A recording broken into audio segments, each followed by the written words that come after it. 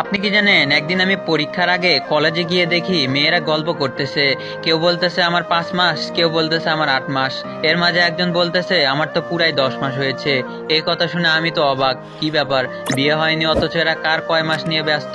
কিছুক্ষণ পরে একটি ছেলে দৌড়ে এসে বলতেছে আমার 11 মাস হয়েছে। এই কথা শুনে আমি তো বেহুশ।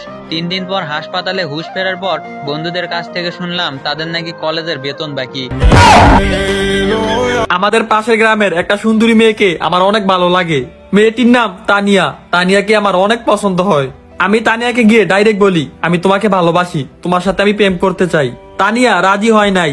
আমার সাথে প্রেম করার জন্য তাকে আর 2-3 বার বলি, তারপরও সে রাজি হয় না। তখন আমার অনেক রাগ উঠে যায়। আমার বড় ভাই এলাকার চেয়ারম্যান, আমাদের গ্রাম ও আমাদের আশেপাশের গ্রামে আমাদের অনেক পাওয়ার।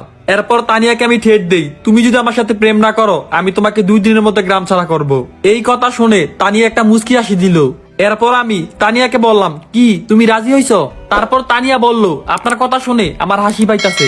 আপনি বলছেন আপনার সাথে প্রেম না করলে 2 দিনের মধ্যে আমাকে গ্রাম ছাড়া করবেন। আপনি আমাকে 2 দিনের মধ্যে কিভাবে গ্রাম ছাড়া করবেন? আমি তো এই গ্রামে বেড়াইতে হইছি, 1 ঘন্টা পর এমনি চলে যাবো।